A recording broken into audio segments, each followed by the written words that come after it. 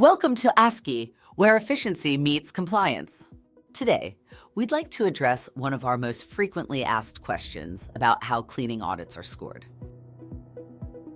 We often have clients contacting us to seek clarity about the scoring system, specifically with the percentage calculations. The question being where the rationale comes from about not adding percentages together to get the average. This was how the previous standards were scored, but the new standards need to use raw data to calculate the scores.